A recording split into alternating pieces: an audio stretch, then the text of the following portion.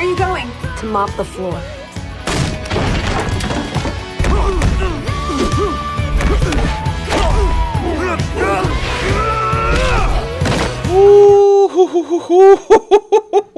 Woo!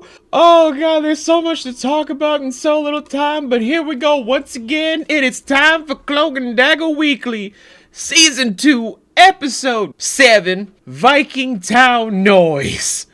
Where, oh boy, is it fair to say this is the darkest episode in Cloak and Dagger? Probably! It's kind of like the most fucked up psychologically. It's really fucked up. It is so fucked up. I don't even know how to put it into words. Ooh, boy. So, much like last week's episode, we're not going to have a split focus for this because there is so much to address.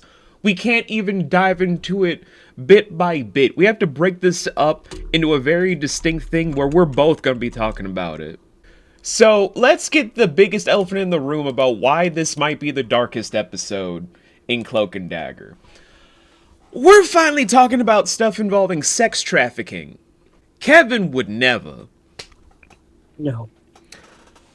Why am I saying Kevin would never? Because this needs to be handled with care, grace, maturity, and understanding how to tell a dramatic story without using a lot of quips and undercoating it by only using teenage humor and quick cuts. Automatically, a lot of MCU fans are throwing bricks and eggs at my door. But why are you booing me? I'm right. So, here's the whole process. Tandy's waking up from having her powers, for the most part, stolen, because they're in a record that Andre Duchesne, aka Despair for you Marvel Comics fans, locked in a record. Does this happen in the comics? There's a lot of stuff that happens in the comics. They got their powers from heroin in the comics. We're not going to address that until episode 8. Anywho, from Tandy no longer having her outer strength to do things, much like how most people are in trafficking situations, the people that are running this facility are Andre at the top, who leads this giant sex trafficking ring, and then there's his bottom, being Leah. Leah tries to organize it to where the girls are the subservient entities that go into the everyday work to try to militantly break them down psychologically so that they can be puppets to the overall goal of the trafficking ring. And then outside of that, there are people that are security, like an individual by the name of Bo, who keep them from escaping should the broken girls tell on the newer recruits that are being broken in. And that is a lot to unpack. But this is also a Tandy narrative, so I'm giving over the background of a few things, but I will only do it when Shan wants me to do the background stuff. So Shan, take it away for Tandy's POV. Okay. So, as Vince kind of said, this is everything I have for Tandy, just FYI.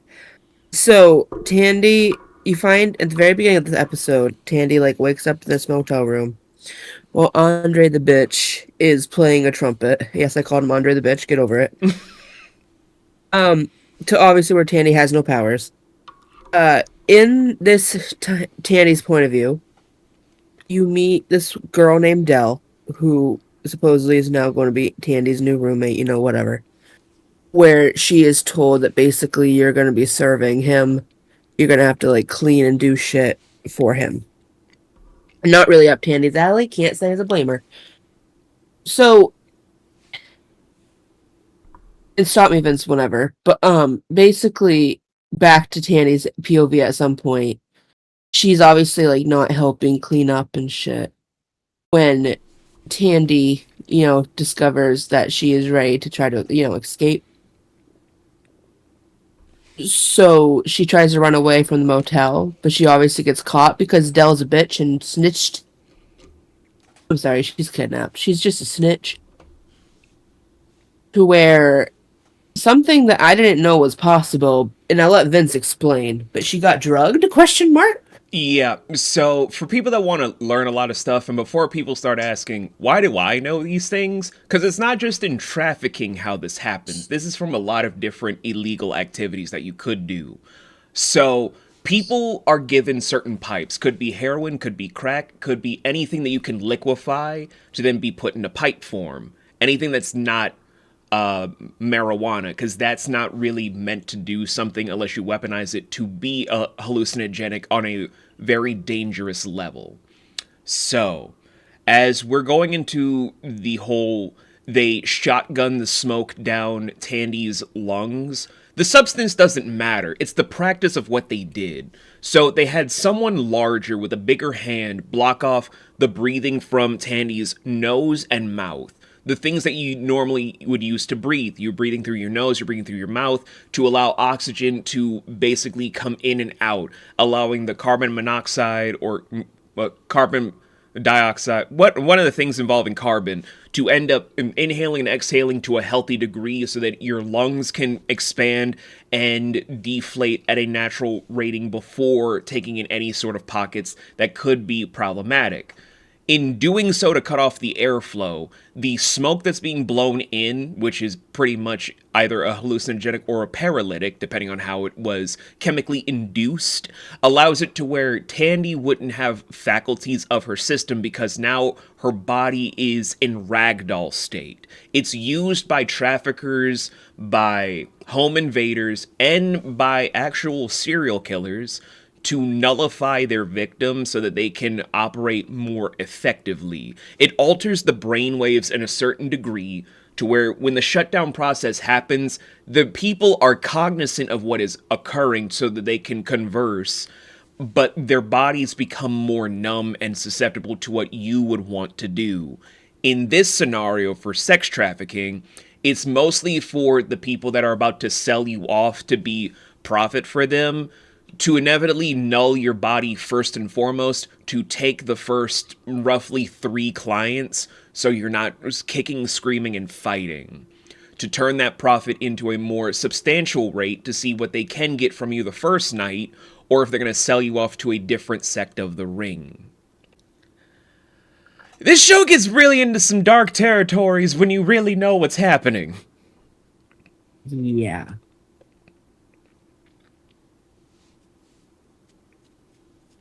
Proceed. Anyway, so Tandy gets drugged. She kind of like passes back out, but before it moves perspective again, you're still like in Tandy's perspective to where she's kind of fading in and out all constantly, talking to Leah, who I called Mia like 2 episodes ago. And she's talking to her about like this is her home, like this is your life now. Have you ever played dress up as a kid? First of all, ma'am, never ask me that question. First of all, okay, cool. Um, so then she like starts giving her this big spiel, which I can't. I'll admit I was a little creeped out by the whole. Did you ever play dress up as a kid? Um, all of a sudden, like she's literally like dressing her up and shit, and like talking to her. First of all, don't touch me, ma'am. It was just creepy as hell. Unfortunately, that's all I got. Okay. Until you know the ending, but No, you fine. You fine. So then let's get into Tyrone's perspective, where he's now. We're finally in the real world as of right now, where Ty is looking for different hints and clues involving Tandy, because right now he dropped off Connors with his mom. More on that later. So he's going off with Bridget, aka Scaredy Cats McGee, who is going on to the crime scene? God, my tongue is tied. Crime scene to see what Tandy did to like 3 dudes at once. God, that sounds wrong when you don't see the episode. And ultimately sees all the destruction, the mayhem, and ultimately uncovers that this is what happened before Tandy went missing officially. And he's probably, at this point, kicking himself about what happened 2 episodes ago. Because he's thinking, oh, Tandy went missing and was doing this thing to try and work over somebody. And because of us having a fight, she thought that she was all alone. And I'm blaming myself. Which, if we're going to be real, Ty, much like last season, has every right to be mad at Tandy. I don't understand why they keep trying to be like, oh, Ty should feel guilty about what he said to Tandy. Tandy was using her only friend who happened to be black to then have it be he's the abusive person. Even in the South, that should be a bigger red flag about how your friendship is, and should really be like, we're crossing a lot of boundaries into some uncomfortable territory, and I demand an apology. That's just me, though. So he's going off to Tandy's usual haunts, which leads him to the overall center, as it were, to try to get to the bottom of things, where he meets Andre. And this is where things get a little bit more on the power scaling problem that is both addressed, but not really. So, let's go into 616 Tyrone from the comics, not the MCU, which is just Earth 9999999999999. I had to talk to a lot of comic fans to get this joke down, so bear with me. So, Tyrone at his peak in 616, he's able to master and control the Dark Force in a way where, in the right writer's hands, he's the only person you're kind of worried about becoming a supervillain, because his powers with the darkness go into vast arrays of woe. And from that whole thing unraveling in such a unique manner, it leads into a very distinct version of events that kind of leave you tilting your head on how strong he can be. But this is him years down the line of knowing his powers, being with his soulmate in the truest sense of Dagger, which makes a lot of people wonder, are they best friends? Are they lovers? Are they family? The answer is apparently yes. They're all the tags on Pornhub. So anyway. Oh my god. Blame Team 4-Star NJ for that joke. So, we then go into Tyrone in what is basically the MCU verse of Earth 999999999. He's just a teenager, only had his powers for about roughly, we could say like maybe a year, right? Roughly a year? Sure.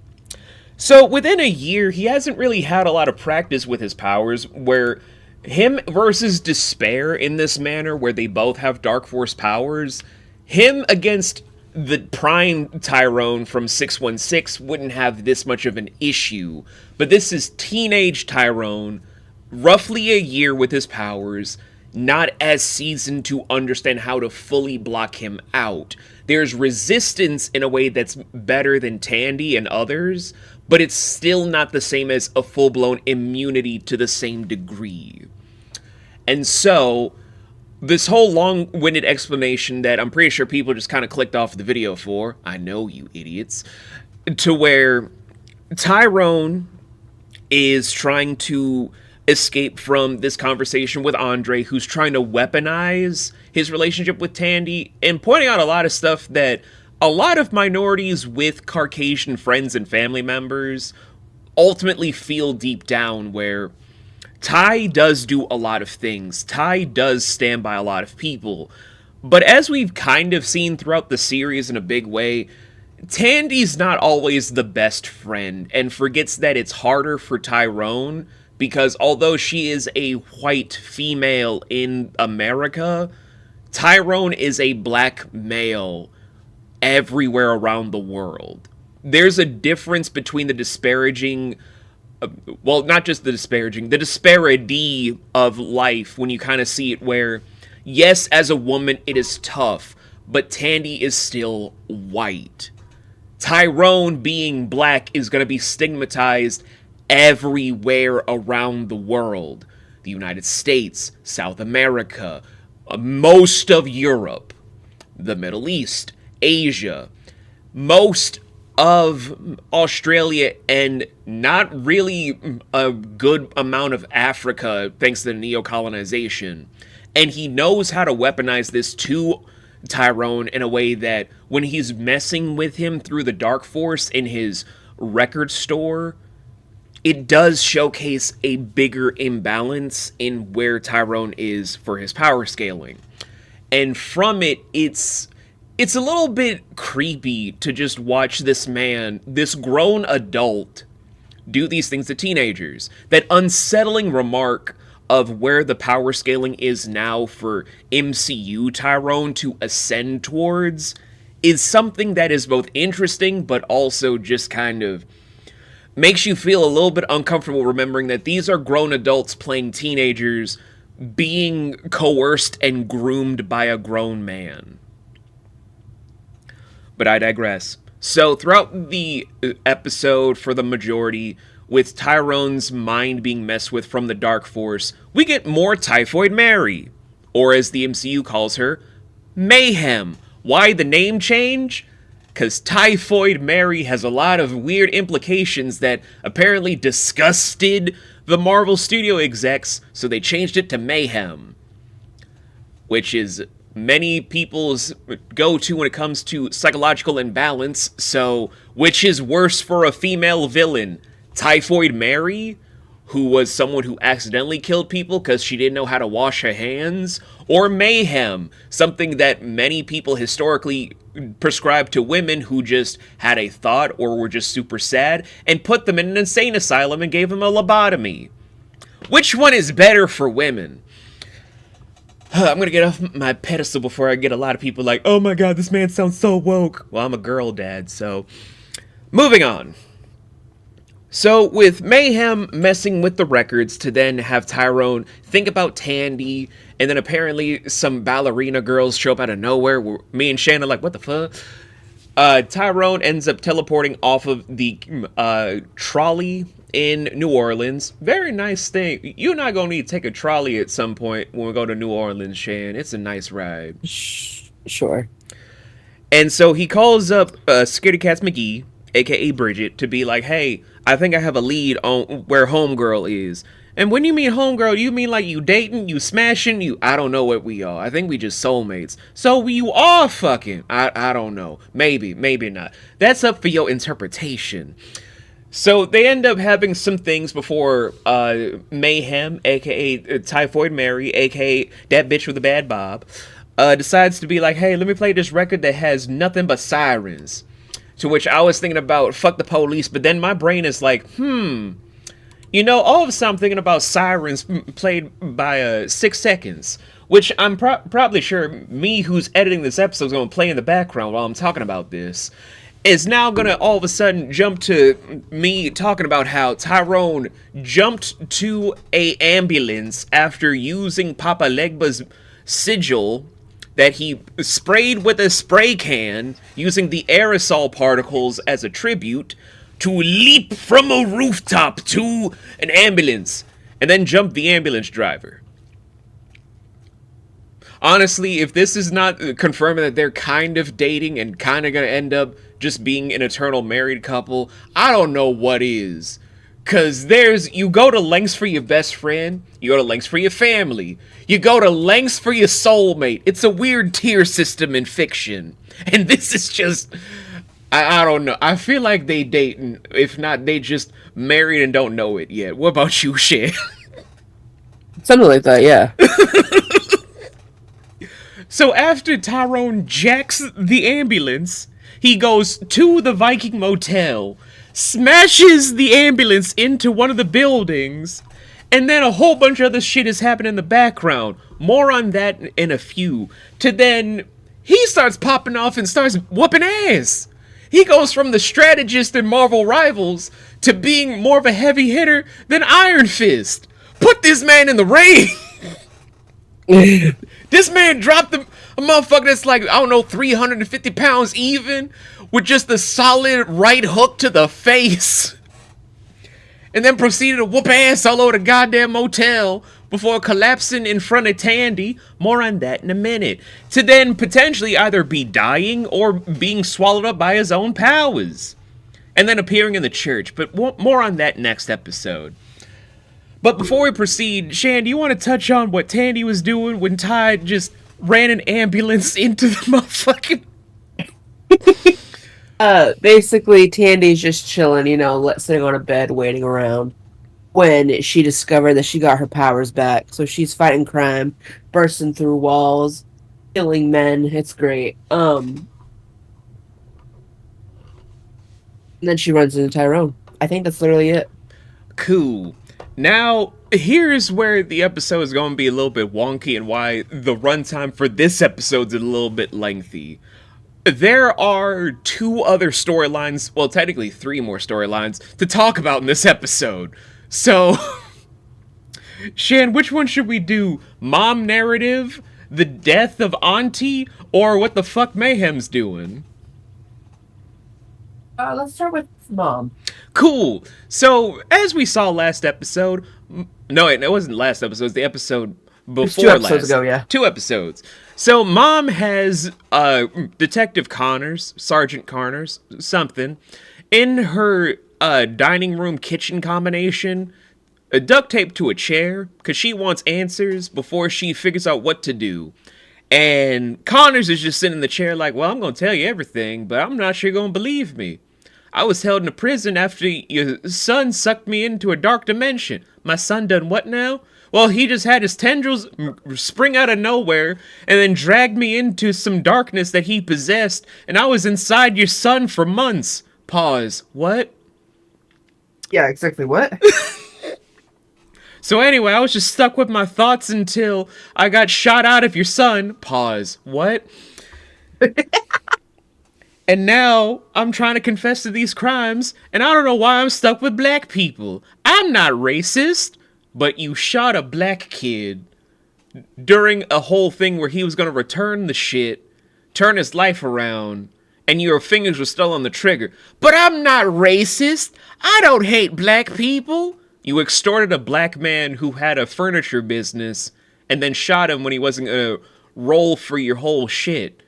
But I'm not racist. I don't hate black people. You framed a teenager in high school for the murder of an actual police officer who was dating another police officer that was transferred from New York City. Oh God, I think I am racist. Oh, God. So, of course, the mom is contemplating murdering him, but also is cooking some crab cakes. Some bomb-ass crab cakes from what I saw. And then the dad comes in. Otis is just trying to come in. And he wants to get in on the business. And I'm just thinking, ain't nobody sent for you, Otis. And so he leaves the house. And she's just contemplating what to do. But then it's also that adage thing of... And this is probably going to get a lot of people heated. Because I can see it now when people watch these episodes years later. But no one's going to watch these weekly things. It's not like my Merlin weeklies are now in the thousands of views on my YouTube channel. Anyway, so Tyrone's mom is talking about the age-old struggle for African Americans in America. The blight for just being black anywhere. And as a minority who is multiracial, it's never going to end. I'm brown, but I'm majoritively black. So everywhere I go, it's going to be weird. Even when I go to Hispanic places where they can tell I'm partially Hispanic, I'm mostly black still. So everything I do is still going to be stigmatized no matter what I do. How I talk, how I walk, how I run business, everything that I would do would be vilified. And she knows this because the system is always corrupt. Like, if I were to go with my baby sister, Shan, and then we are a ways from someplace that just got robbed, odds are they would try to apprehend me because I would look suspicious by their standards of the system. Shan could plead for me all day, but I'd still be in a holding facility, I'd lose all my rights, and at some capacity I might get sent to jail for something I didn't do. They might find who actually did it, but it won't matter at that point. My life is ruined. And that's the system that we have today. And so these whole things kind of dig into Connors a bit more, where he's talking about what his uncle was doing, how he was going throughout these whole things for the cover-up. And then he finally reveals to Tyrone's mom, I can't remember her fucking name to save my life, but Tyrone's mom to then just state that Billy is buried in the fairgrounds by a horse stall. Which has many other implications for how fucked up that is, but at least she knows where her son is. Adina? Adina, thank you. So now that Adina Johnson has her answers, maybe, just maybe, Connors will be sent to prison because of his testimony that he wants to give over to the police, and then also basically get his uncle in trouble for the cover-up. Could happen, could not happen. We'll see in future episodes, obviously. But even still, that's just one narrative, to where we get into the saddest one, which is the death of Auntie. Because Despair, yes, I'm going to use his villain name from now on, Despair goes to visit Auntie, aka Avita, whatever the fuck you want to say her first name is. I think it's Avita, but who cares? Yeah. Auntie is doing some stuff where Despair wants to visit her and find out about a symbol that he keeps seeing. The waters, the bridge, the cross, and the star. No Loa has this symbol, which is something I had to double check prior to seeing this years ago.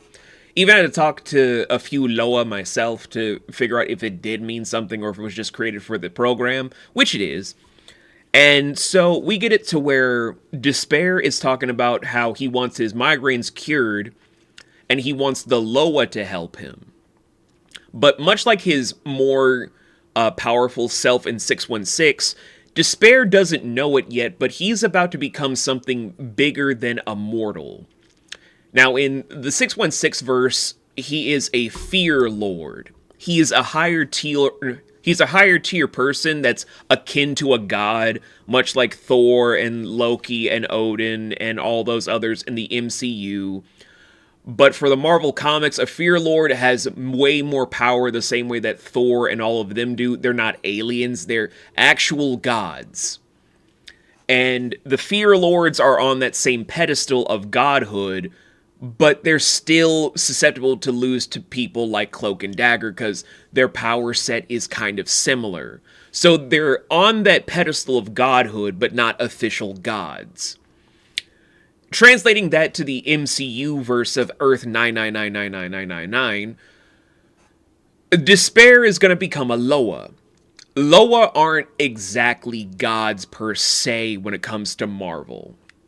They're nature spirits to be certain, and they have godlike qualities, but they're not gods when it comes to Marvel, the same way that they are for DC and Image and Wildstorm and all those other publications. So Andre would be considered a god to go above and beyond his station, which means no more pain. But Auntie points out something very distinct, that Despair isn't gonna be the god that he's looking to be, because he's playing with the emotions and the minds of mortals.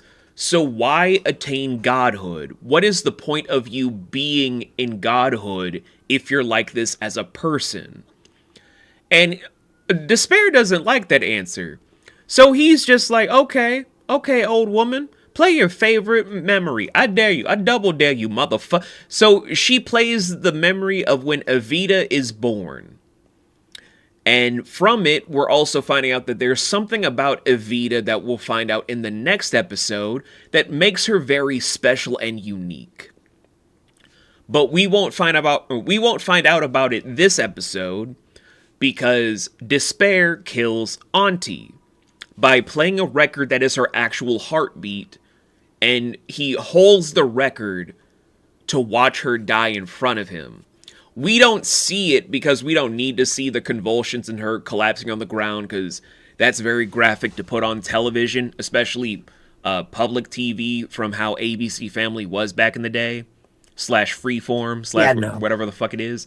And that's too much to really get into. We don't want people for public access or regular cable TV to see someone convulsing and dying. So now the whole thing is Despair wants to be a god. And that's fucked up. But I feel like I've talked way too much myself, so I'm going to give the last POV to Shannon here to talk about what the fuck is Mayhem doing. So, if y'all remember, quite a few episodes back now, what was it, like episode 3 and 4 or whatever? Yeah. Tyrone apparently sucked in Mayhem. Now, I know that sounds weird, but she's inside him anyway. Pause. So, exactly. So, Of course, me being a new viewer at this, I'm like, okay, why the fuck was Mayhem so important when she's inside him? Pause. Pause.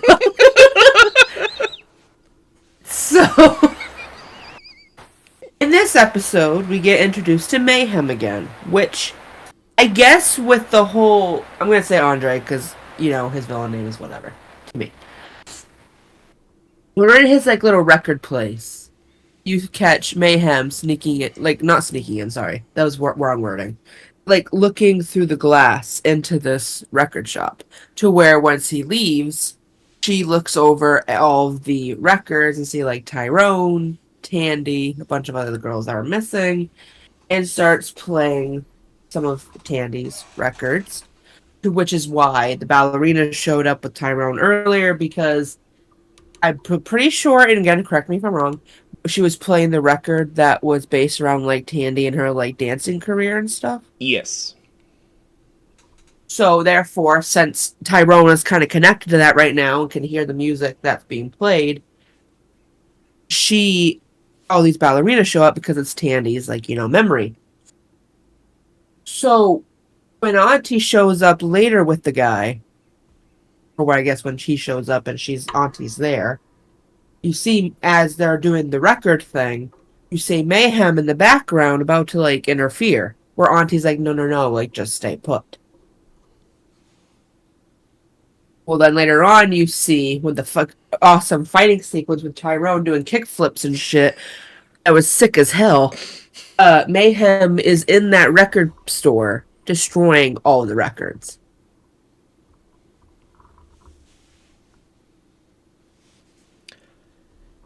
And is there anything else that I missed? No, that's pretty much the whole episode. That's why I was like, there is so much. We can't just do a light force, dark force, maybe a small other thing.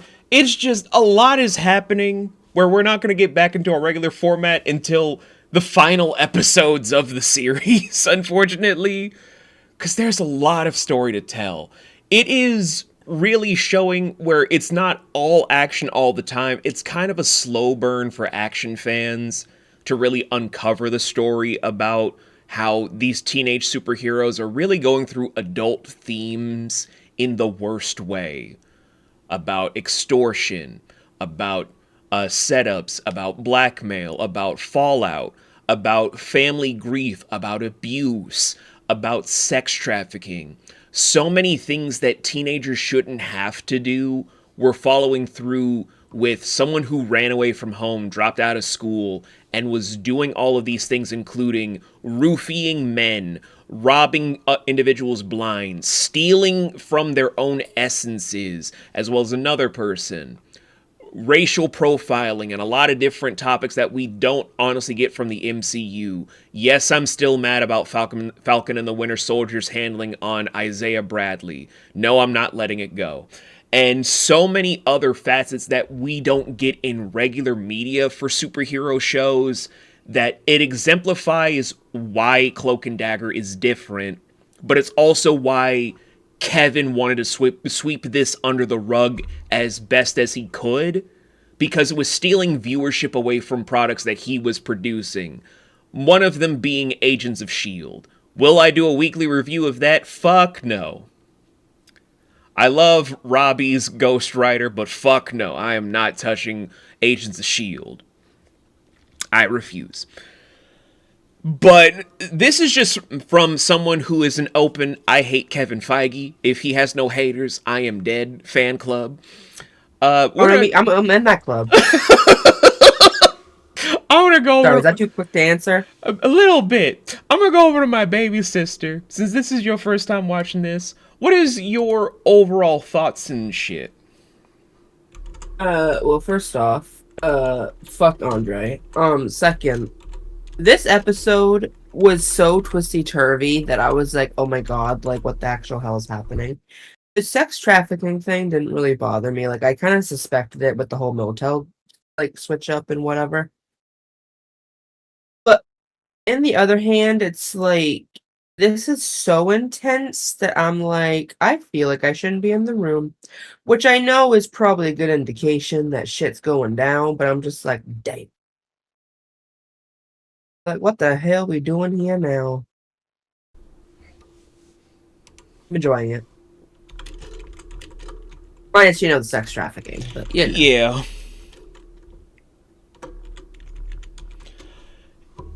So we only have a few episodes left. I mean, like we're about to go into episode 8, and then there's 2 more episodes after that, and then we're almost done. Shan, That's crazy. we're almost fucking done. And what's crazy is I know many people who have never seen this. And frankly, I'm waiting eventually for the time where after people pick this up, they're gonna be like, how the fuck is this possible? How in the hell did this fly under our radar? To which I'm gonna be like, shit, I don't fucking know. Yeah, like, what the hell you want me to do? What the fuck? I'm not the one that does programming. But next episode that we're doing is 2-player. Where, fun fact, in this episode we do get the comic book accurate origins as to how Cloak and Dagger get their powers. Y'all thought I was joking about the heroin line? Oh no, no, no. Radioactive heroin comes back in a weird way. Hey, yo. And then we really get into some other stuff about some comic book accurate costumes that they will not wear in the show in the way that you think. But until then, I guess just don't touch the hand of a guy who plays trumpet in a dirty ass hotel. Instead, talk to the guy who runs a hotel with his mother on the hill up yonder and does taxidermy. Norman Bates needs friends. What the fuck? Norman Bates just needs some friends, y'all. Don't trust Andre. Trust in Norman. He would never hurt a fly. Tandy! Tandy, you okay?